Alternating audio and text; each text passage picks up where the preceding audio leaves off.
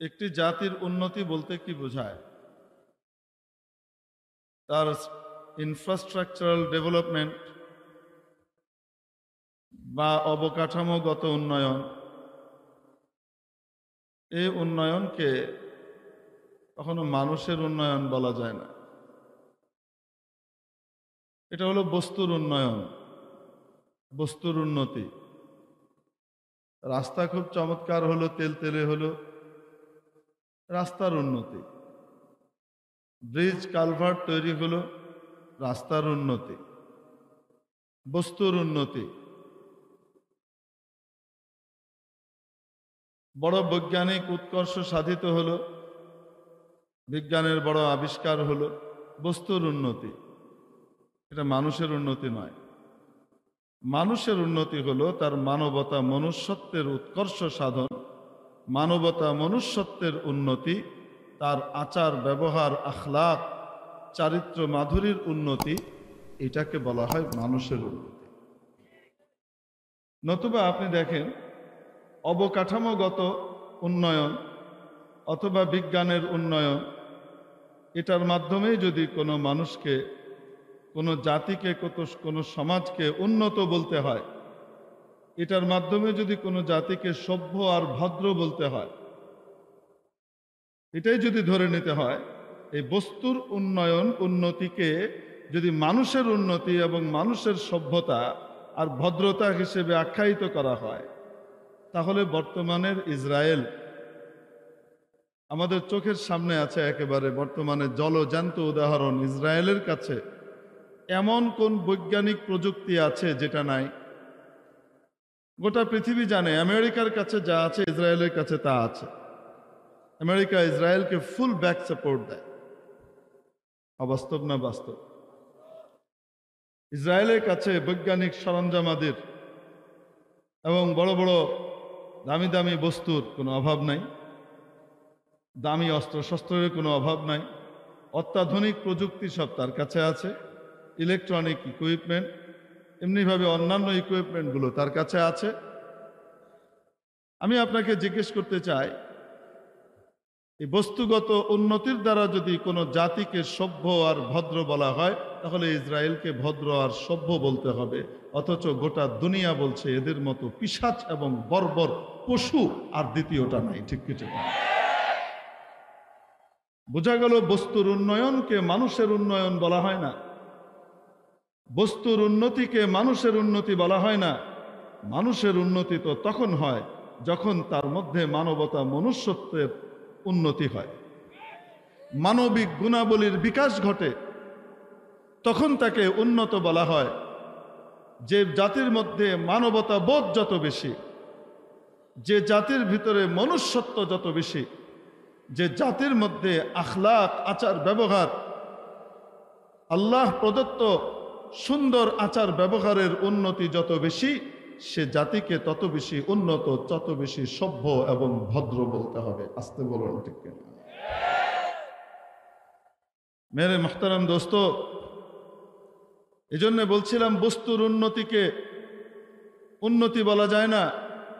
মানুষের উন্নতি তো হয় যখন তার আখলাক আচার ব্যবহার, তার লেনদেন ইত্যাদির মধ্যে সে উন্নতি সাধন করে, মানবিক গুণাবলীর বিকাশ যখন ঘটায়, তখন তাকে উন্নত আর সভ্য বলা যায়। মেরে মুহতারাম দোস্ত, একটা জাতির শিক্ষা ব্যবস্থা নিরূপিত হয়, প্রণয়ন করা হয়, তার কালচার, তার সভ্যতা, তার আচার আচরণ, তার কৃষ্টি, সামগ্রিকভাবে সেই জাতির কৃষ্টি এবং কালচারকে সামনে রেখে। ঠিক কি ঠিক না? আমেরিকারও একটা কালচার আছে, ব্রিটেনেরও কালচার আছে, পাশ্চাত্যের কালচার আছে, আমাদের প্রাচ্যের এই বাংলাদেশেরও কালচার আছে। আমাদেরও একটা বাঙালি সংস্কৃতি এবং সভ্যতা আছে। হাজার বছর ধরে লালন করা একটা সভ্যতা এই বাঙালি জাতি, এই বাংলাদেশি জাতি ধারণ করে যাচ্ছে। যদি আমরা একটা কথা বলতে পারি, নিশ্চিতভাবে আপনাদেরকে বলতে পারি, সেটা হলো আমেরিকা, ব্রিটেন বা ইউরোপ ইউরোপিয়ান কান্ট্রিগুলো বস্তুর দিক থেকে অনেক উন্নত, বস্তুগতভাবে অনেক উন্নত, কোনো সন্দেহ নাই। প্রযুক্তির দিক থেকে অনেক উন্নত, কিন্তু কালচার, আচার আচরণ, স্বভাব, পারিবারিক নিয়ম, সামাজিক রীতিনীতি, সামাজিক নিয়ম, রাষ্ট্রীয় নীতিনীতি ইত্যাদির দিক থেকে আলহামদুলিল্লাহ আমাদের বাংলাদেশ অনেক এগিয়ে। আমি যদি ওখানকার এবং আমাদের এখানকার কালচারগুলো একটু একটু একটা একটা করে বলতে থাকি, তাহলে আপনি নিজেই ফয়সালা করবেন কারা উন্নত। মানবতা মনুষ্যত্বের দিক থেকে ওরা উন্নত না এই বাংলাদেশের জাতি উন্নত, এটা খুব দ্রুত আপনি বুঝবেন। ওদের ওখানে রীতি আছে, কোনো বাচ্চার 18 বছর বয়স হলে বাবা মার সাথে আর তার সম্পর্কের কোনো প্রয়োজন নাই। রাষ্ট্রীয় আইন তাকে স্বাধীনতা দিয়েছে, এবার সে তার বাবা মাকে ছেড়ে আলাদা হয়ে যেতে পারে, পৃথক হয়ে যেতে পারে, বাবা মা তাকে কিছুই বলতে পারবে না। কিছু বললে এটা একটা অফেন্স। একটা সন্তানকে পেলে পিঠে বড় করতে বাবা মার জীবনের সবচেয়ে ক্রিম টাইম, যৌবনের সময়টা নিঃশেষিত হয়। শরীরের রক্ত পানি করে সব কিছু দিয়ে একটা সন্তানকে তিলে তিলে তিলে তিলে বাবা মা বড় করে। আসতে বলেন, ঠিক কি ঠিক না?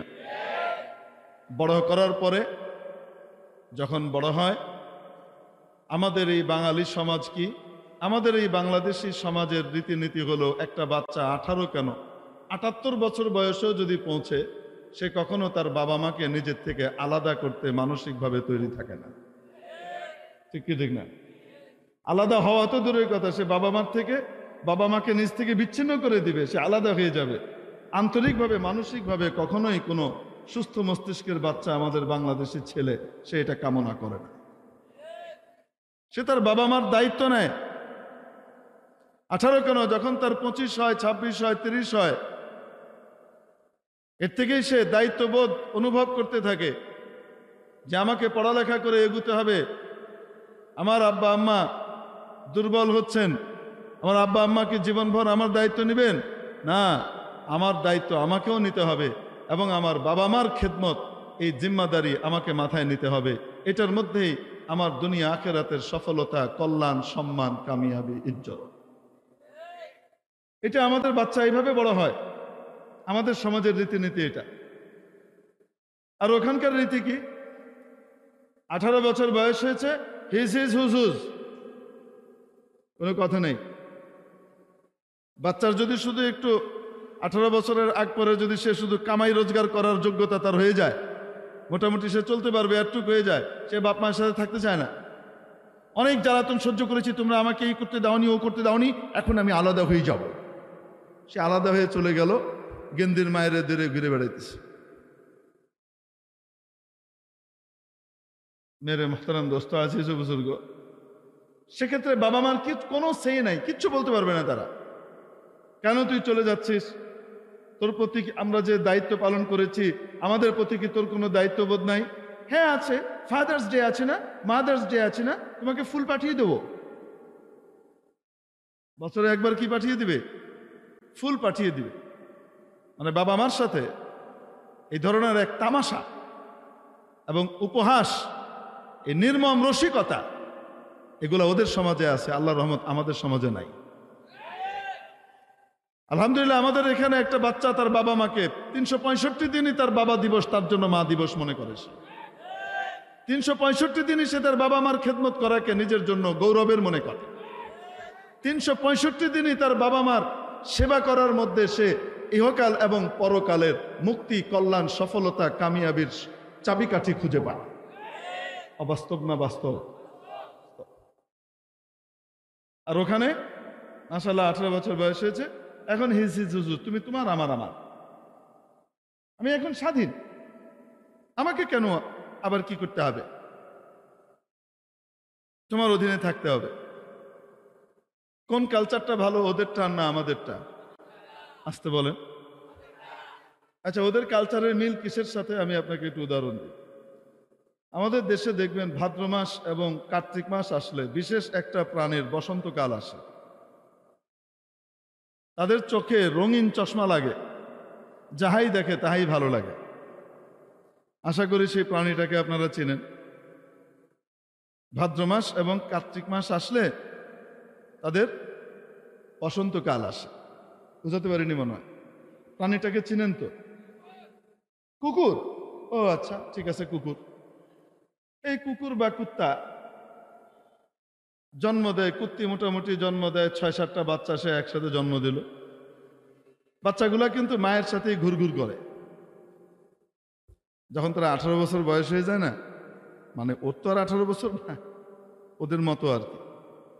যখন একটু বড় হয়ে যায়, একটু স্বাবলম্বী হয়ে যায়, একটু আপনার কি বলে ট্যাং তুলে মুতার বয়স হয়ে যায় আর কি, মানে উনি সাবালক হয়েছেন। সাবালক হওয়ার লক্ষণ হলো কুকুর তখন কি করে লুটে, ট্যাং তুলে মুতে। মানে এবার ফুল কুত্তা হয়েছে। আগে হাফ কুত্তা ছিল, আদা বয়ে মুত, এখন ফুল কুত্তা হয়েছে, কারণ ট্যাং উঁচিয়ে মুতে। বুঝাতে পারিনি মনে হয়। তো যখন এই ট্যাং তুলে মোতার বয়স হয়ে যায়, এখন আর মার কাছে নাই। এখন সে মাকে বলে হিজ হিজ হুজুর, তুমি তোমার আমি আমার, আলাদা হয়ে যাবে। এখন আর তার মায়ের ব্যাপারে কোনো দায়িত্ব তার নাই, যে কামাই টামাই করে এনে কিছু খাবার টাবার জড়ো করে এনে মায়ের মুখের সামনে দিবে, মা তুমি খাও, করে নাকি? বরং আরেকটু বড় হলে তারপরে মাথা মথা আর ঠিক থাকে না, এটা কি মা না বোন না অন্য কেউ, সে কার্তিক মাসের আমল শুরু করে দেয়। বোঝাতে পারি নাই মনে হয়। এখন আর চিনে না, সে আলাদা হয়ে গেছে। এই যে সার্টেন একটা বয়স পৌঁছার পরে বাবা মা থেকে বিচ্ছিন্ন হয়ে যাওয়া, এটা কোনো মানুষের কালচার নয়, এটা জানোয়ারের কালচার, কুকুরের কালচার। এখন বলেন তো দেখি, ওদের এই কালচার ভালো না আমাদেরটা ভালো? এজন্য বলেছেন বস্তুর উন্নতির দিক থেকে তারা অনেক উন্নত, ডিজিটালাইজেশনের দিক থেকে তারা অনেক উন্নত, কিন্তু সব কিছু হলো বস্তু। এগুলো মানবতা মনুষ্যত্ব নয়। মানবতা মনুষ্যত্ব তো মানুষের স্বভাব চরিত্রে আচার আচরণে বিদ্যমান থাকে। ওটার উন্নতি হলো মানুষের উন্নতি, ওটার উন্নতি মানে জাতির উন্নতি। আজকে ভদ্রতার সংজ্ঞা চেঞ্জ হয়ে গেছে। আজকে আমাদের সমাজের ভিতরে কুরুচির শিকার হয়ে আমরা আমাদের রুচি নষ্ট করে ফেলে ভদ্রতার সংজ্ঞা চেঞ্জ করে ফেলেছি। ভদ্র মানে কি? যার কাছে পাত্তি আছে, টাকা পয়সা আছে, দামি গাড়ি বাড়ি আছে, তাকে আমরা খুব সভ্য, খুব ভদ্র মনে করতে থাকি। আর যার কাছে টাকা পয়সা নাই, মানবিক দিক থেকে চূড়ান্ত পর্যায়ের উৎকর্ষ সাধিত হলেও তার মধ্য দিয়ে আমি কিন্তু তাকে ওই সম্মানটা দিতে চাই না, তাকে আমরা ভদ্র মনে করতে চাই না। বিয়ে শাদীর দিকে এই ভদ্রলোকটার দিকে তাকানো হয় না, যার হয়তো টাকা পয়সার একটু ঘাটতি আছে, কিন্তু আচার আখলাক, আচার ব্যবহার সেগুলোর দিক থেকে অতুলনীয়। ওই কুত্তা মার্কা স্বভাবের পয়সাওয়ালাকে পিছন পিছন ঘুরতে থাকে তার সাথে আত্মীয়তা করবার জন্য। আমাদের দেশে এরকম মানুষের কমতি আছে, ঘাটতি আছে নাকি অনেক বেশি? এখন ভদ্রতার সভ্যতা, এটার অর্থই চেঞ্জ হয়ে গেছে। টাকা আছে তো সে ভদ্র, সে সভ্য সমাজের অধিকারী, সে অভিজাত এলাকায় থাকে। আর অভিজাত এলাকার একটা নাম দেওয়া হয়েছে, এই টাইপের লোকজন যেখানে বসবাস করে সেটা হলো অভিজাত এলাকা। তারা বিশেষ কুলীন জাত, এই জাতের কাছে যাওয়া যাবে না। এই জাতের এলাকায় কোনো ভিক্ষুক প্রবেশ করতে পারবে না। বুঝতে পারেন? বাবারে বাবা, নিষিদ্ধ। এখানে কোনো বেগার থাকবে না। আমরা ভিক্ষুক মুক্ত এলাকা গড়েছি। খেটে খাওয়া মানুষের দাম সেখানে থাকে না। ইল্লা মাশাআল্লাহ, কিছু আল্লাহর বান্দাকে তো আল্লাহ রাখবেনই, তাদেরকে আল্লাহ টাকাও দিবেন, আচার ব্যবহার আখলাকও দিবেন, মানবতা মনুষ্যত্বও দিবেন। অসাধারণ মানবতা মনুষ্যত্বের অধিকারী, মানবিক গুণাবলীর অধিকারী, আবার অনেক টাকাওয়ালা, এরকম মানুষও দুনিয়াতে আছে না নাই? আছে। কিন্তু তাকে সভ্য আর ভদ্র কি টাকার কারণে বলবো আমরা, নাকি তার আচার ব্যবহার আর আখলাকের কারণে বলবো? ওটা আসল জিনিস। এখন একটা লোক 18 বছর বয়স হয়ে গেছে, হওয়ার পরে দেখেন শরীরে এখন রস এসেছে, এখন বিপরীত লিঙ্গের দিকে তার আকর্ষণ। এটার জন্য দুইটা সিস্টেম, একটা হলো মানুষের সিস্টেম, আশরাফুল মাখলুকাতের সিস্টেম, আর একটা জন্তু জানোয়ারের সিস্টেম। জন্তু জানোয়ারের সিস্টেম কি কোনো বিয়ে শাদীর দরকার নাই? কোনোদিন শুনেছেন নাকি কুকুররা কয়েকজন মিলে বসেছে, বসে তারা এরকম তাদের একজন খুতবা পড়লো, তারপরে একজন প্রস্তাব দিল, আরেকজন কবুল করলো, হ্যাঁ এটা মহর ঠিকঠাক হলো। এরকম কোনোদিন কুকুরদের বিয়ে শাদী দেখেছেন নাকি? গরু ছাগলের কোনো বিয়ে শাদী দেখেছেন? না। বাস তার খায়েশ উঠেছে, তার বিপরীত লিঙ্গের যার সাথে তার পারল, বাস সে তার কাম সারল, তার মনের আশা পুরা করলো। এটা হলো পশুর রীতি, আর আরেকটা হলো মানুষের রীতি। এখন মাশাআল্লাহ ইউরোপ আমেরিকাতে বিয়ে শাদী লাগে না, পরস্পরে এই কুকুরের মতো যে কাজ, বিয়ে শাদী ছাড়া যে কাজ মনুষ্য সমাজে হয়, এটাকে ব্যভিচার বলে। বলেন না কেন? যে কোনো ধর্মই হোক না কেন, সেটা খ্রিস্ট ধর্ম হোক, ইহুদি ধর্ম হোক, হিন্দু ধর্ম হোক, বৌদ্ধ ধর্ম হোক, ইসলাম ধর্ম হোক, প্রত্যেক ধর্মেই বিপরীত লিঙ্গের সাথে রিলেশনের একটা নীতি দেওয়া আছে, ঠিক কি ঠিক না? সেটা বিয়ে শাদী। বিয়ে শাদীর মাধ্যমে তাদের সম্পর্ক হবে। জানোয়ারের মধ্যে বিয়ে শাদী নাই। ইউরোপ আমেরিকাতে মাশাআল্লাহ বিয়ে শাদী না করলেও তারা পারে। কাউকে পছন্দ হয়েছে, চলো তুমি আর আমি থাকি, একসাথে তারা ফ্ল্যাট ভাড়া করে থাকছে, কোনো বিয়ে শাদী নাই, কিছুই নাই, আইন আদালতও কিছু বলবে না, সমাজও তাদেরকে কিছু বলবে না, কারণ তারা ইউজ টু, এ ব্যাপারে তারা মোটামুটি অভ্যস্ত। আর এই ব্যভিচারের নাম দিয়েছে, জঘন্য পশুত্বের নাম দিয়েছে লিভ টুগেদার, মানে গাল ভরা এক বুলি। বিয়ে শাদী ছাড়া যে কাজটা হয়, এই কাজটা কি নৈতিক না অনৈতিক? এটা কি মানুষের না জানোয়ারের? এই জানোয়ারের সিস্টেমটার নাম দেওয়া হয়েছে লিভ টুগেদার। ইংরেজি শব্দ শুনে আমরা মনে করি আহা কি জানি। বলেন তো, আমাদের বাংলাদেশে এখনো পর্যন্ত যতই আমরা নিচে নামি না কেন, আলহামদুলিল্লাহ এখনো পর্যন্ত এটা ব্যাপকতা পায় নাই, ঠিক কি ঠিক না? এখনো আইনগতভাবে এই ধরনের পশুত্ব, এই ধরনের জানোয়ারের কালচার, এটা আমাদের দেশে বৈধ নয়। কুত্তার কালচার আমার দেশে বৈধ নয়। আমার দেশে এখনো পর্যন্ত সমাজের ভিতরে এই রীতিনীতি এখনো বহাল আছে, ঠিক কি ঠিক না? তাহলে বলেন, এই কালচারের দিক থেকে কারা উন্নত, ওরা না আমরা? আলহামদুলিল্লাহ বলেন। নাম্বার 3, হুজুর ওরাও তো বিয়ে শাদী করে। হ্যাঁ করে। বিয়ে শাদী করার পরে কি দশা হয় সেটা একটু দেখার বিষয়। বলবো নাকি আপনাদেরকে? আপনারা ভাদ্র মাসের, কার্তিক মাসে কুকুর এবং কুকুরি এই দুইজনকে আপনারা দেখেছেন, তারা কি করে? কুত্তা কিছুদিন এই কুত্তির পিছন পিছন ঘুরে, তারপরে এই কুত্তি আর ভাল লাগে না, এখন নিউ কুত্তি আরেক কুত্তির সাথে ঘোরাঘুরি শুরু করে। কিছুদিন পরে ওই কুত্তি বাদ আরেক কুত্তি তার সাথে ঘোরাঘুরি শুরু করলো। বুঝতে পারি নাই মনে হয়? মানে কুত্তি বদল হচ্ছে, বউ বদল হচ্ছে। আবার কুত্তিকে দেখবেন কিছুদিন এই কুত্তার পিছনে, কুত্তার এখানে ওখানে শুকে বেড়াচ্ছে, তাকে আকৃষ্ট করছে। তারপরে আবার দেখবেন এই কুত্তা বাদ, এখন নিউ কুত্তা, মানে আরেক স্বামী। তারপরে আরেক কুত্তা, ওইটা বাদ, এখন আরেকটা। কিছুদিন পর পর দেখবেন কুকুর তার কুকুরি বদল করছে, আর কুকুরিকে দেখবেন তার কুত্তা বদল করছে। বলেন না কেন? ঠিক কি ঠিক না? কিছুদিন পর পর বউ আর জামাই বদল করার যে কালচার, এটা কি মানুষের? এটা জানোয়ারের? এটা কুত্তা শুয়োরের? আসতে বলেন, ঠিক কি ঠিক না? মেরে মোহতারাম দোস্ত,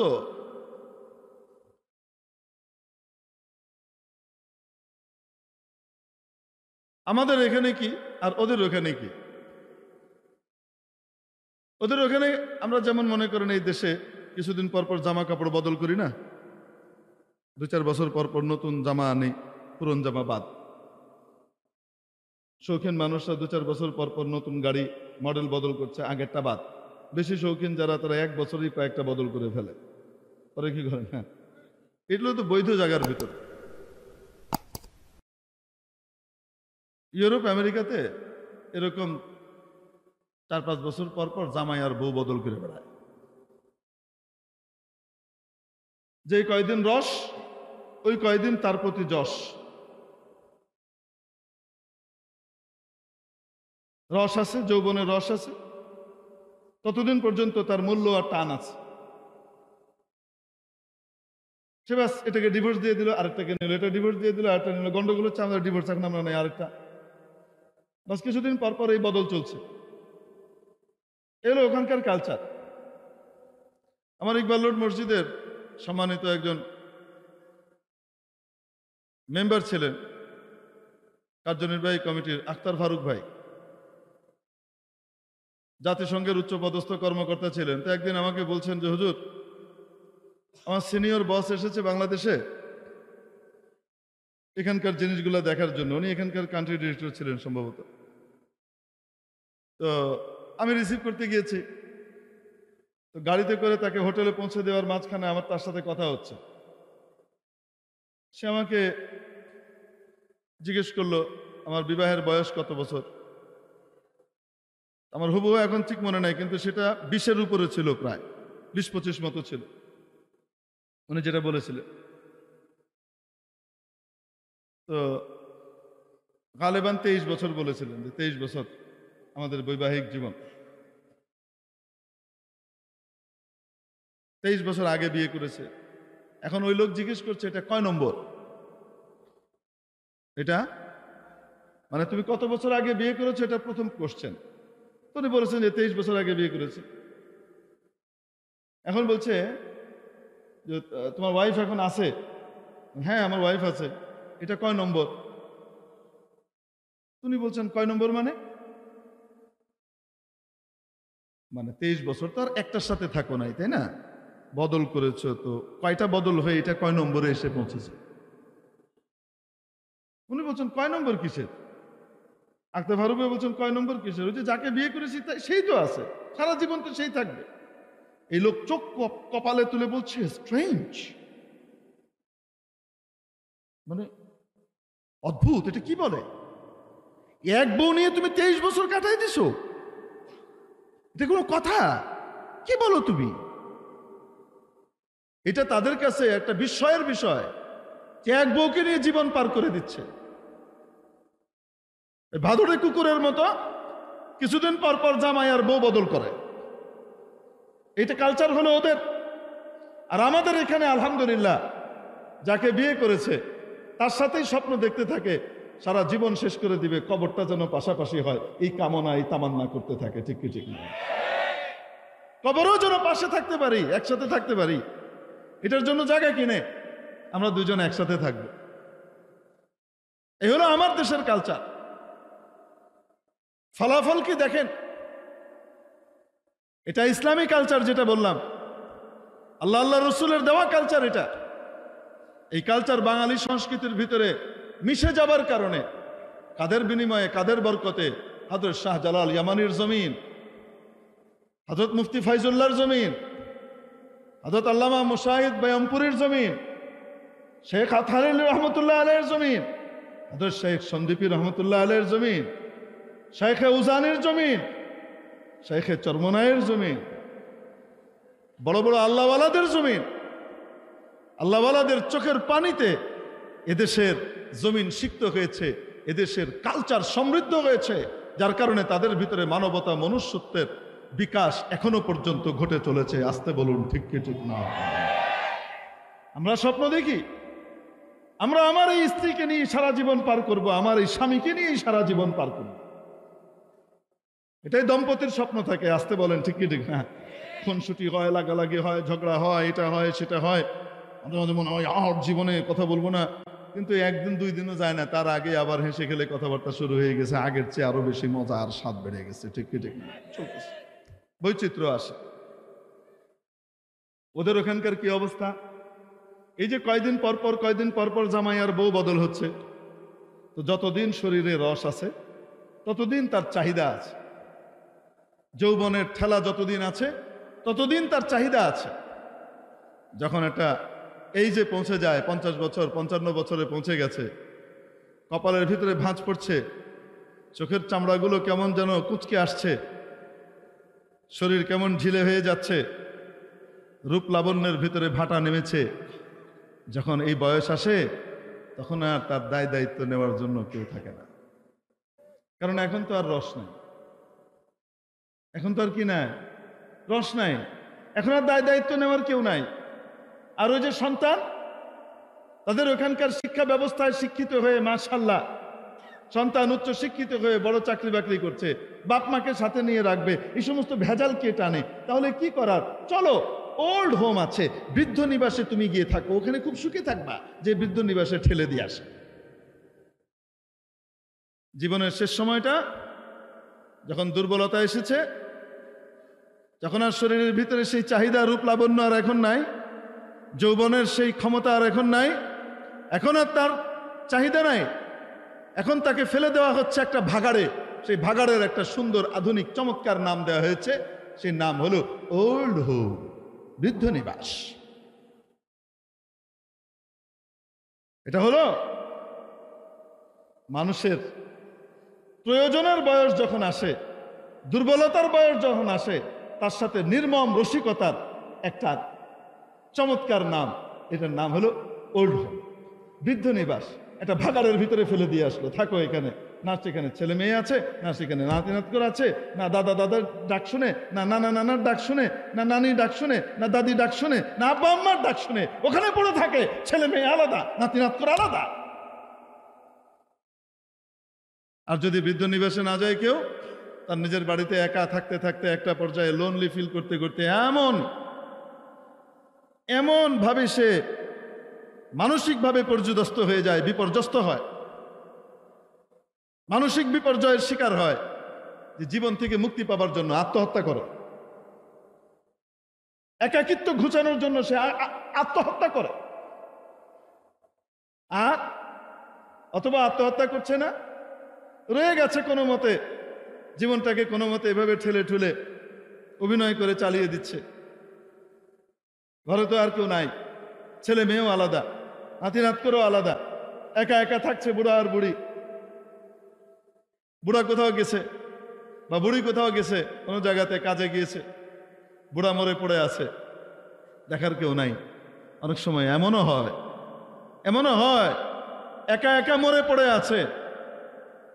ওখানে তো আবার পাড়া প্রতিবেশীর খোঁজ খবর নেওয়া, এগুলো আবার পার্সোনাল বিষয়ে হস্তক্ষেপ মনে করা হয়। ওই সমস্ত বেশি ঘুষ করা যায় না, যার যার মতো শেষে আছে। তো কি পরিস্থিতি?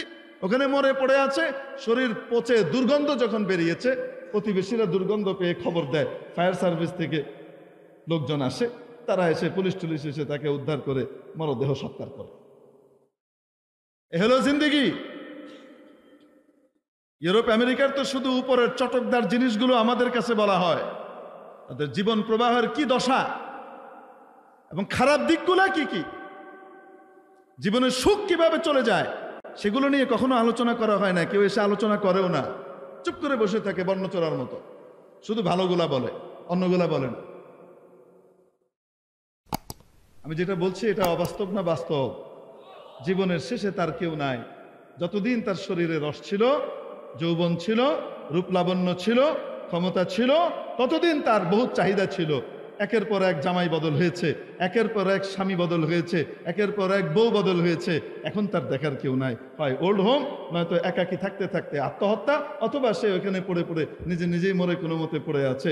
3-4 দিন পরে গন্ধ ছড়ার পরে আশপাশ থেকে লোকজন এসে তাকে উদ্ধার করে দাফন করছে। এটা হলো স্বাভাবিক ওইখানকার বিষয়, এটা অস্বাভাবিক কিছু না। আর আমার দেশে আমার দেশে যাকে বিয়ে করেছে, আমার দেশের কালচার, তার সাথে গোটা জীবন কাটাবার জন্য সে নিয়ত করে চলতে থাকে। যতই ঝড়ঝাপটা আসুক না কেন, সে কখনো তার স্ত্রীকে মন থেকে ছেড়ে দেয় না, সে কখনো তার স্বামীকে ছেড়ে চলে যেতে চায় না, সে তাকে নিয়ে জীবন কাটাইতে চায়। একটা পর্যায়ে কবরের চিন্তা করে যে কবরে আমরা একসাথে থাকব। দিন যত বাড়ে, শরীরের দুর্বলতা, শারীরিক দুর্বলতা যত আসতে থাকে, শরীর যত দুর্বল হয়, তাদের মন তত স্ট্রং হতে থাকে। শারীরিক ক্ষমতা যত কমতে থাকে, তাদের ভালোবাসা আর মহব্বত তত বাড়তে থাকে। অবাস্তব না বাস্তব? দেখবেন বুড়া আর বুড়ির মাঝখানে কি মহব্বত, ও কল্পনাই করতে পারবেন না।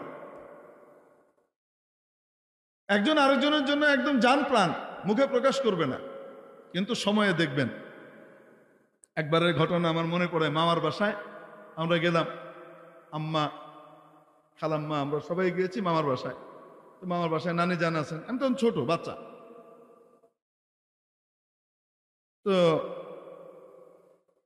নানাজান কাকরাইল মসজিদের মুকিম ছিলেন, তবলিগের ভিতরে জীবন উৎসর্গ করে দিয়েছেন।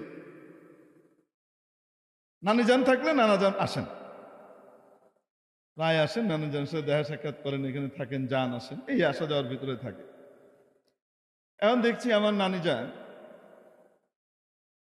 এই ধরেন দুপুরের পরে 2টা-2:30টার দিকে আমার নানিজান বসে বসে আল্লাহর কাছে আমার নানাজানের নামে বদদোয়া দিচ্ছে, বিচার দিচ্ছে। কি দিচ্ছে? এবং নেশাব পুরা করে বিচার দিচ্ছে। বিচার যে দিচ্ছে, ফুল নেশাব পুরা করে দিচ্ছে। বলছে, এই জাসু পাঠা আমার জীবনটাকে শেষ করে দিল, আল্লাহ তুমি বিচার করো। তোমার কাছে বিচার দিয়ে রাখলাম, রোজা মুখে বিচার দিলাম, আল্লাহ রমজান মাস, এই জাসু পাঠার বিচার তুমি করো, আমার জীবনটা শেষ করে দিয়েছে। বুঝতে পারলেন? আমি তো খুব মর্মাহত হলাম, কারণ আমার নানি অত্যন্ত ভালো মানুষ, আর আমার নানা তো দুনিয়াতে যদি ভালো মানুষ কয়েকটা হাতে গুনে খুঁজে পাওয়া যায়, তাদের ভিতরে একজন। মানুষের উপকারের জন্য নিজের জান দিয়ে দেওয়ার মতো মানুষ। সে হিন্দু না মুসলমান না কি, বা দুস্থ মানুষের খেদমতে উনি সবসময় নিজেকে উজাড় করে দেন, এমন একজন মানুষ। অত্যন্ত নেককার, পরেজগার, কখনো তাহাজ্জুদ ছুটে না, এমন আল্লাহওয়ালা মানুষ। আর আমার নানার জন্য নানি কি করতেছে? বিচার দিচ্ছে, আর বলছে, এই জাসু পাঠা আমার জীবন শেষ করে দিল, আল্লাহ তুমি বিচার করো, তোমার কাছে বিচার দিয়ে রাখলাম। আমার মনটা খুব খারাপ হলো, নানি এরকম আল্লাহর কাছে বদদোয়া করছে নানার জন্য। এরকম একটা ভালো মানুষ আছে। এর কিছুক্ষণ পরে আসরের পর, আসরের নামাজের পরে ইফতার টিফতার তৈরি হচ্ছে, ভালো ভালো ইফতার তৈরি হচ্ছে। এখন দেখি নানিজান বসে বলছেন, এত ইফতার কেন বানাচ্ছিস? তোর বাপ তো খেতে পারবি না। আমি তো খাবো না, কেন এত ভালো ভালো ইফতার বানাচ্ছিস? এটা তো গেল একটু পরে দেখি, মানে তখন মাগরিব কাছে এসে, খুব বেশি সময় বাকি নাই, আধা ঘন্টার মতো বাকি। ওনার চোখ দিয়ে টপ টপ করে পানি পড়ছে, আর উনি আমার আম্মাকে লক্ষ্য করে বলছেন, আরে তোর বাপ আইলো না, আরে তোর বাপ, আঞ্চলিক ভাষায় বলছেন আর কি, মেহেরপুরের ভাষায়, তোর বাপ এলো না। এরকম করে কি করছেন? চোখ দিয়ে টপ টপ করে পানি পড়ছে অজর ধারায়, আর চোখ মুছছেন, মুছে শেষ করতে পারছেন না, আবার ভিজে যাচ্ছে, আবার মুছছেন। আমি তো ছোট মানুষ, এত সম্পর্কের এত রঙ্গরূপ তো আর আমি বুঝে টুঝি না, এত কিছু তো আমার বুঝটুজ নাই। আমার কাছে খুব কন্ট্রাডিক্টেড বিষয় মনে হলো।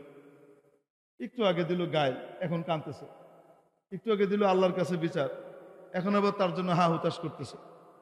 তো আমি ফট করে বলে বসেছি, একটু আগে জাসু পাঠা বলি গাইল দিলেন, আল্লাহর কাছে বদদোয়া করলেন, এখন আবার কাঁদছেন কেন? ওরে রাগলেন আমার নানি আমার উপরে। জীবনে কোনোদিন মনে হয় এরকম বিস্ফোরিত হন নাই, অ্যাটম বোমের মতো বিস্ফোরিত হলেন।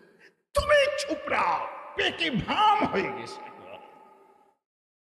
আর আম্মা পিছন থেকে চোখ মটকাচ্ছে আর হাসছে খুব, কিন্তু হাসিতে আওয়াজ নাই নানির পিছন থেকে। আর হেসে বলছেন, অনেক দুষ্ট হয়েছে, এটাকে আপনি একটু একটু সাজা দেন আম্মা, অনেক দুষ্ট হয়ে গেছে, বেশি দুষ্ট হয়ে গেছে। আর আম্মা খুব হাসছে। আমার তো তখন এই বয়স হয় নাই, স্বামী স্ত্রীর মাঝখানে মহব্বত, মিল মহব্বতের যে কত ধাপ হতে পারে, রাগ, গোস্বা, বদদোয়া, এটাও যে মহব্বতের একটা অংশ, এটা তো তখন বোঝার ক্ষমতা আমার হয় না। এই জন্য আমি মনে করেছি বাচ্চারা যেমন করে তেমন।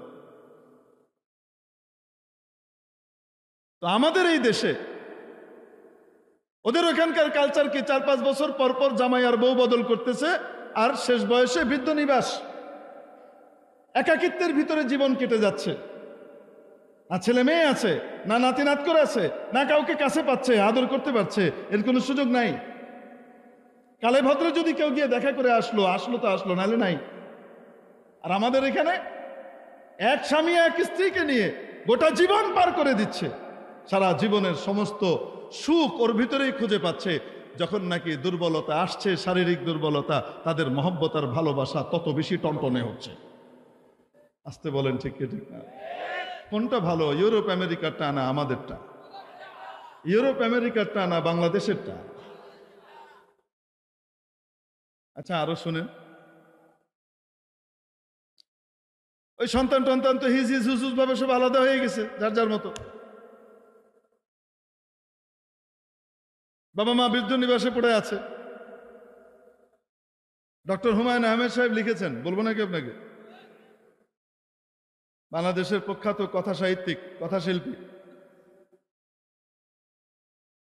মরহুম ডক্টর হুমায়ুন আহমেদ সাহেব লিখেছেন,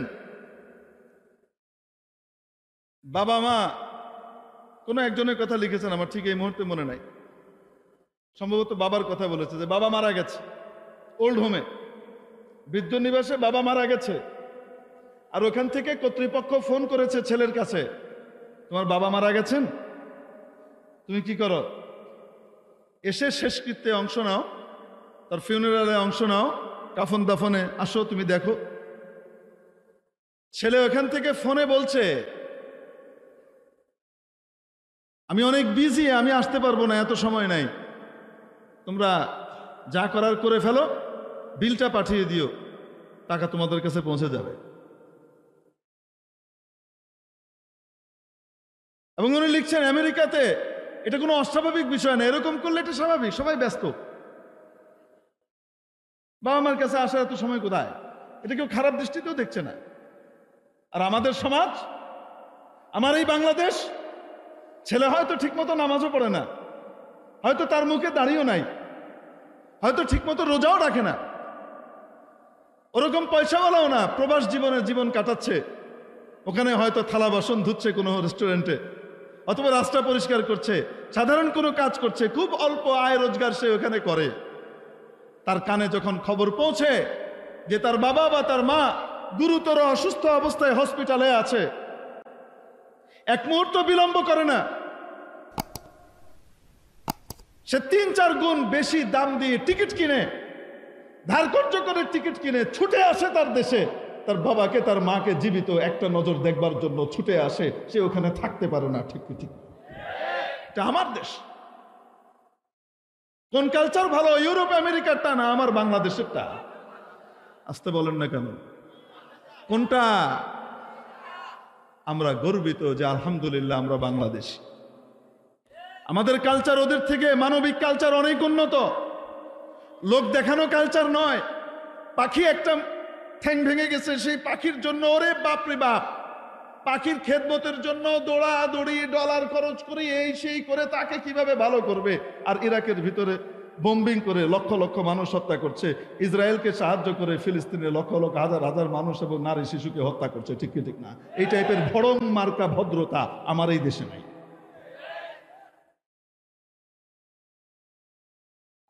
মেরে মোহতারাম দোস্ত,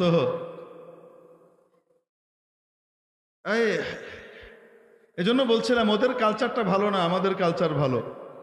এটা তো বললাম পারিবারিকভাবে। আসেন এবার সামাজিকভাবে একটু বিশ্লেষণ করি, সামাজিকভাবে আমাদের কালচার আর ওদের কালচার একটু বিশ্লেষণ করি। এই এক বিশ্লেষণ করতে গেলে ফজর হবে, যদি চলতে থাকে আমার আল্লাহর রহমতে, কারণ আমি ওনাদের ভিতর পর্যন্ত এতটুকু জানি যে আমার আল্লাহর রহমতে বলতে অসুবিধা নেই, একটা একটা করে।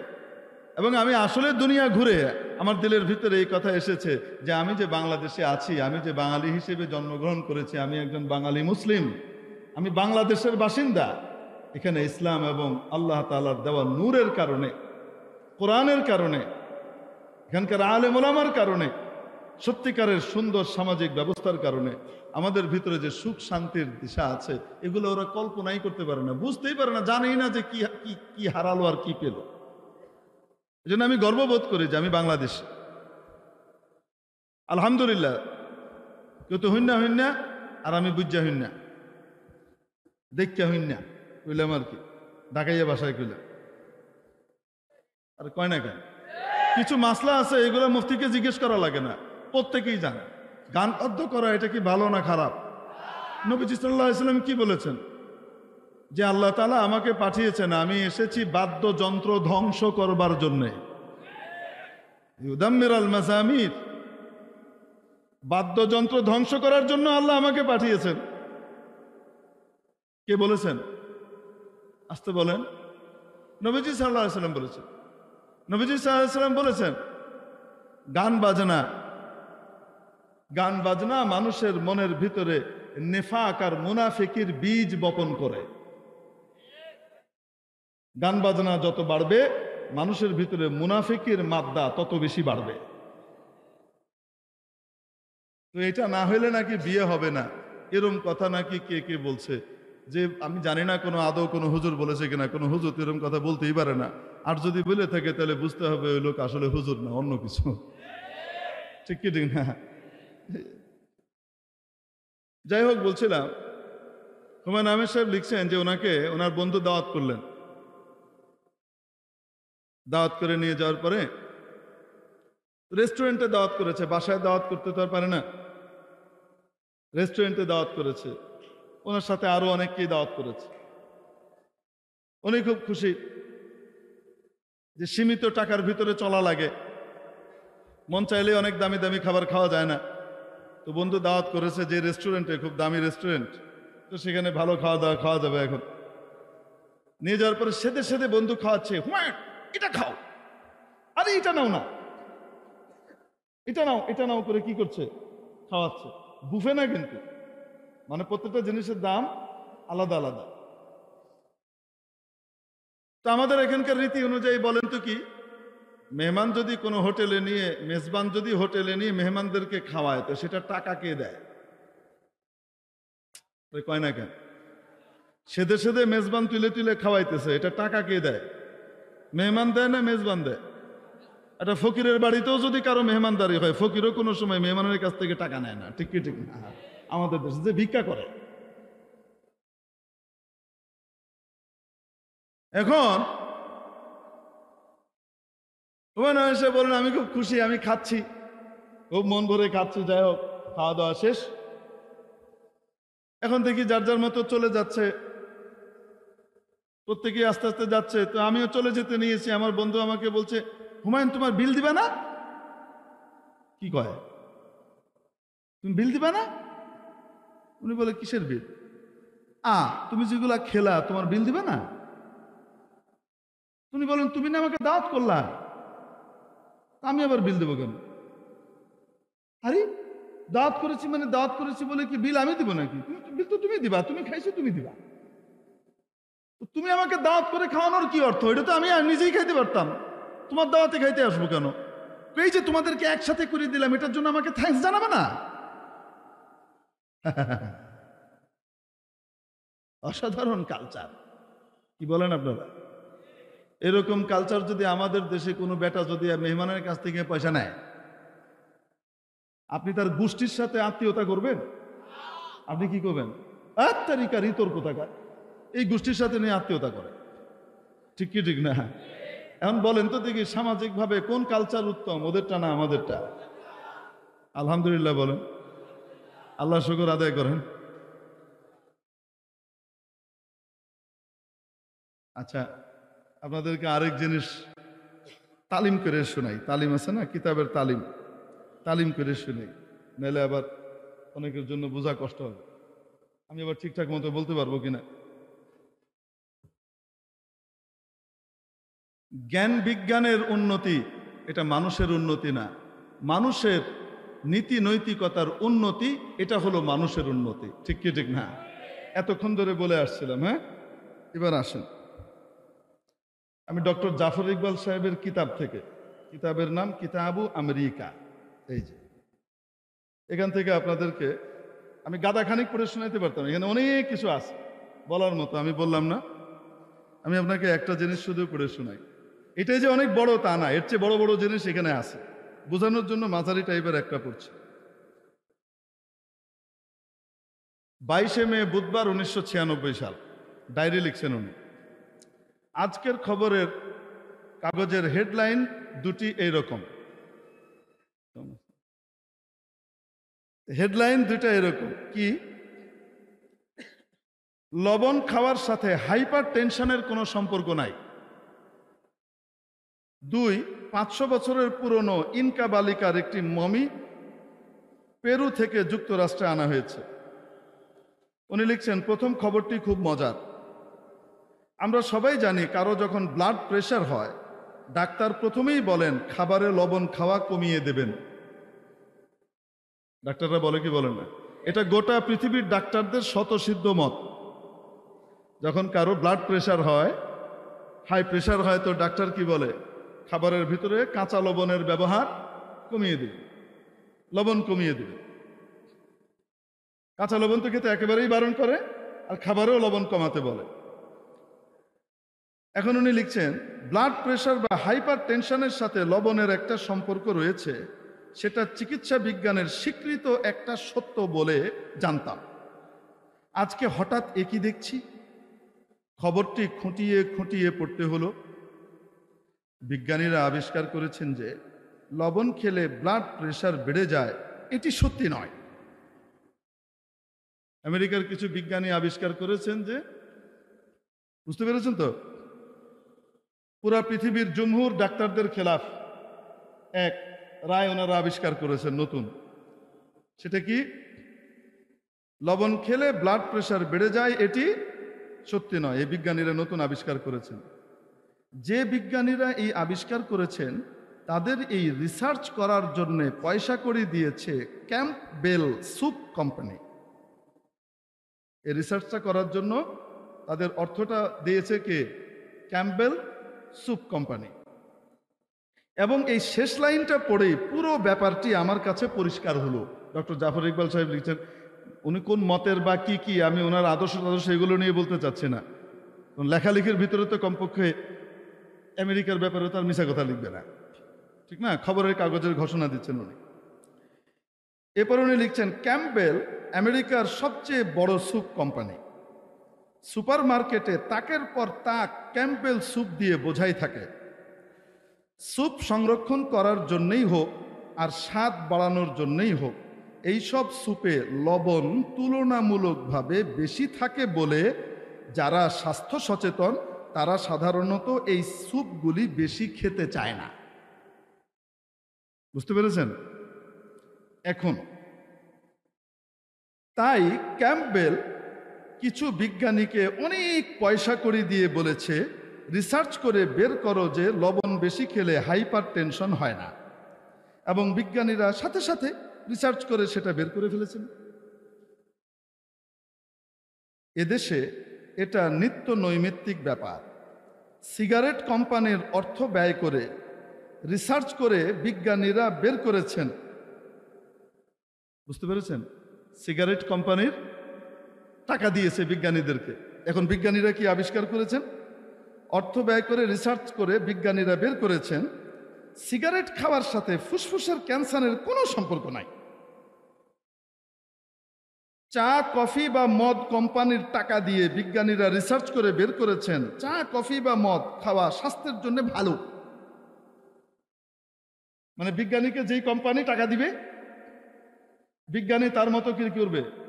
ফতোয়া বের করে দিবে, বিজ্ঞানের ফতোয়া আবিষ্কার। বুঝতে পারছেন?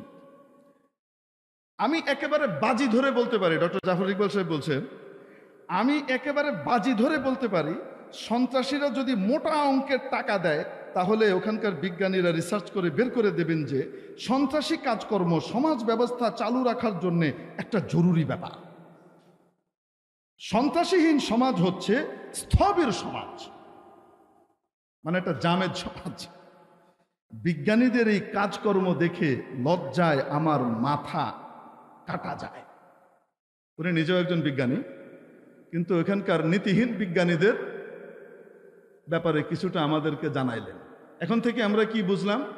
আমেরিকার বিজ্ঞান ইউরোপের যে কোনো বিজ্ঞানী একটা আবিষ্কার করে দিল, সাথে সাথে ওটা আমরা গিলে ফেলবো। কি বলেন আপনারা? না, তলিয়ে দেখতে হবে এর পিছনে অন্য কিছু আছে কি নাই। ঠিক কি ঠিক না? বিজ্ঞানের উৎকর্ষ সাধন হলেই মানুষের উন্নতি হয় না। এই বিজ্ঞানীদের যদি সত্যিকারের মানবতা মনুষ্যত্বের উন্নতি হতো, সত্যিকারের মানুষ বিজ্ঞানী হতো, তাহলে কখনো টাকার বিনিময়ে এই সমস্ত 2 নম্বরই কাজ করতো না। ঠিক কি ঠিক না? এখন বুঝে থাকলে বলেন, কোন কালচার ভালো, ওদেরটা না আমাদেরটা? আসতে বলেন। আমাদের এই কালচারটা, সংস্কৃতিটা গড়ে উঠেছে আমাদের দেশের সনাতন শিক্ষা ব্যবস্থার মাধ্যমে। আসতে বলেন, ঠিক কি ঠিক না? এখন এই শিক্ষা ব্যবস্থার মাধ্যমে, যেটা আগে ছিল, মাঝখানে এখন তো একটা উদ্ভট টাইপের, উদ্ভট উটের পিঠে চলছে এদেশ। মানে এখানকার শিক্ষা মন্ত্রণালয় চলছে এক উদ্ভট উটের পিঠে চড়ে। বুঝতে পেরেছেন? তো এখানকার যে শিক্ষা ব্যবস্থা বর্তমানে হয়েছে এটা না, তার আগে কয়েকদিন আগে আরেকটা তৈরি হয়েছিল আবিষ্কার, ওটার নাম হলো সৃজনশীল প্রক্রিয়া। ওইটাও না, তার আগে যেটা ছিল সনাতন পদ্ধতি, যেই পদ্ধতিতে আমরা বঙ্গবন্ধু শেখ মুজিবুর রহমানের উপহার পেয়েছি, আমরা যেই পদ্ধতি দিয়ে আমাদের মাননীয় প্রধানমন্ত্রীকে পেয়েছি, আমাদের বড় বড় গবেষকদেরকে পেয়েছি, বড় বড় শিক্ষিতদেরকে পেয়েছি, যে সমস্ত শিক্ষিতরা এতটা উচ্চশিক্ষায় শিক্ষিত হয়েছে যে তাদেরকে ইউরোপ আমেরিকার বড় বড় ইউনিভার্সিটি, বড় বড় রিসার্চ সেন্টার এখান থেকে হায়ার করে নিয়ে যাচ্ছে, এবং তাদের সেখানে গবেষণাতে তারা অনেক চমকপ্রদ ভালো ভালো আবিষ্কার করে যাচ্ছেন, দক্ষতা দেখিয়ে যাচ্ছেন। ঠিক কি ঠিক না? আমি সেই শিক্ষা ব্যবস্থাটার কথা বলছি, বর্তমানেরটা না। এখন বলেন আমাকে, ওই শিক্ষা ব্যবস্থা দিয়ে আমাদের সমাজের ভিতরে এই রীতিনীতিগুলো তৈরি হয়েছিল, যে শিক্ষা ব্যবস্থার ভিতরে কোরআনের আলো মোটামুটি ভালোভাবে ছিল। ইসলাম ধর্ম শিক্ষা, নৈতিক শিক্ষার বিরাট একটা দখল ছিল। আসতে বলেন, ঠিক কি ঠিক না? যে শিক্ষা ব্যবস্থার ভিতরে প্রাতিষ্ঠানিকভাবে বেলেল্লাপনা, বেহায়াপনার কোনো অংশীদারিত্ব ছিল না। যে শিক্ষা ব্যবস্থার ভিতরে, আমাদের বাংলাদেশে এই শিক্ষা ব্যবস্থার ভিতরে ক্লাসের ভিতরে নাচ গান হবে, টিচার আর ছাত্রী এরা আপোষে মিলে নাচানাচি করবে, এবং এটাকে শিল্প সংস্কৃতি হিসেবে প্রকাশ করা হবে, এই ধরনের কোনো অস্তিত্ব এই শিক্ষা ব্যবস্থার ভিতরে ছিল না। আসতে বলেন, ঠিক কি ঠিক না? ওটা দিয়ে এই সমাজ তৈরি হয়েছে, যেটা আমি আপনাদেরকে বললাম আমাদের বাংলাদেশি সমাজ। এখন আমাদের শিক্ষা বিভাগীয় দায়িত্বশীল এবং ঊর্ধ্বতন কর্মকর্তা টেলিভিশনে সেদিন এসে বলেছেন, কি বলেছেন? নতুন যে শিক্ষা ব্যবস্থা আমরা রচনা করছি, এটা নতুন তেমন কিছু নয়, এটি অতি উন্নত একটি শিক্ষা ব্যবস্থা। কেন? জাতিসংঘ, কি উরি আল্লাহ, জাতিসংঘ 52টা দেশের জন্যে, কয়টা দেশের জন্যে? 52টা দেশের জন্যে উন্নত, ওই পাশ্চাত্যের ধারায় উন্নত একটা শিক্ষা ব্যবস্থার সুপারিশ করেছে। আর সেই সুপারিশের আলোকে আমাদের এই মহান শিক্ষা ব্যবস্থা প্রস্তুত হয়েছে। বুঝতে পেরেছেন? এটা হলো উনি বললেন। এখন আমি আপনাদেরকে জিজ্ঞেস করি, জাতিসংঘ কার কথায় চলে? নিজের কথায় না ইউরোপ আমেরিকার কথায়? বিশ্ব সন্ত্রাসীদের কথায়। ঠিক কি ঠিক না? জাতিসংঘ কার স্বার্থ দেখে? মুসলমানদের স্বার্থ দেখে না, বিজাতীয়দের স্বার্থ দেখে। এই জাতিসংঘ এটা কোনো সফল জাতিসংঘ নয়, এটা একটা ব্যর্থ জাতিসংঘ। তার কারণ হলো, আমাদের এই দেশে 6 বছর হয়ে গেছে, 6 বছরের বেশি হয়ে গেছে এই জাতিসংঘ, এই অথর্ব ব্যর্থ জাতিসংঘ আমার দেশের রোহিঙ্গা সমস্যার সমাধান এখনো করতে পারে নাই। 75 বছর হয়ে গেছে এই অথর্ব ব্যর্থ জাতিসংঘ ফিলিস্তিনের সমস্যার সমাধান আজও করতে পারে নাই। ঠিক কি ঠিক না? এই ব্যর্থ জাতিসংঘের সুপারিশে যে শিক্ষা ব্যবস্থা প্রণয়ন করা হবে, সেই শিক্ষা ব্যবস্থা দিয়ে, সেই কারিকুলাম দিয়ে কোনো সফল বাঙালি জাতি তৈরি হবে না, একটা ব্যর্থ অথর্ব জাতি তৈরি হবে, এছাড়া আর কিছু হবে না। ঠিক ঠিক। আমরা পরিষ্কার করে বলতে চাই, আমাদের শিক্ষা ব্যবস্থার কারণে, সেটা যেমনই হোক না কেন, হয়তো বস্তুগত উন্নয়নের অনেক উন্নতি আমাদের শিক্ষা ব্যবস্থায় নাই, কিন্তু আমাদের শিক্ষা ব্যবস্থার ভিতরে মানবতা, মনুষ্যত্বের বিকাশের শিক্ষা পাতায় পাতায়, ছত্রে ছত্রে ছিল। আসতে বলেন, ঠিক কি ঠিক না? প্রত্যেক ক্লাসের বাংলা বই ইংরেজি বইয়ের ভিতরে নবীজি মুহাম্মদ রাসূলুল্লাহ সাল্লাল্লাহু আলাইহি সাল্লামের বিশ্ব মানবতার সত্যিকারের যিনি পরিত্রাণদাতা সেই নবীজি মুহাম্মদ রাসূলুল্লাহ সাল্লাল্লাহু আলাইহি সাল্লামের কোনো না কোনো জীবনের একটা অংশ থাকতো। সিদ্দিক আকবর খলিফা হযরত আবু বকরের জীবনের অংশ থাকতো, হযরত ওমরের জীবনের অংশ থাকতো, হযরত ওসমানের জীবনের অংশ থাকতো, হযরত আলীর জীবনের অংশ থাকতো, হযরত হাসান হুসাইনের ইতিহাস থাকতো, ইসলামের গৌরবোজ্জ্বল ইতিহাস থাকতো। এবং সেই ইতিহাস মিশ্রিত সত্যিকারের সিলেবাস দিয়ে, যদিও সেটা খাবারে লবণের মতোই ছিল, তারপরেও অতটুকু দিয়ে যে অবস্থা হতো, আমাদের এই জাতি মানবতা মনুষ্যত্বের দিক থেকে ওদের চেয়ে অনেক এগিয়ে ছিল। আসতে বলেন ঠিক কি ঠিক না? মেরে মুহতারাম দোস্ত, আজিজ ও বুজুর্গ, যেই শিক্ষা ব্যবস্থা আমাদেরকে এরকম উন্নত করেছে আর ওদের শিক্ষা ব্যবস্থা ওদেরকে যেমন করেছে, আমরা জিজ্ঞেস করতে চাই কোনটা উন্নত, ওদেরটা না আমাদেরটা? তো তাহলে শিক্ষা ব্যবস্থা ওদের কাছ থেকে এই বাজে ডাস্টবিনে ভাগাড়ে দেওয়ার মানবতা মনুষ্যত্বের বাজে এই শিক্ষা ব্যবস্থা আমরা আমদানি করতে পারি না। আমরা আমাদের ভালো শিক্ষা ব্যবস্থা পারলে ওখানে রপ্তানি করব। আসতে বলেন ঠিক কি ঠিক? আল্লাহ রাব্বুল আলামিন আমাদেরকে এই সত্যটা বুঝবার তৌফিক দান করেন। ওয়া আখিরু দাওয়ানা আলহামদুলিল্লাহি রাব্বিল আলামিন। আসসালামু আলাইকুম ওয়া রাহমাতুল্লাহি ওয়া বারাকাতুহু।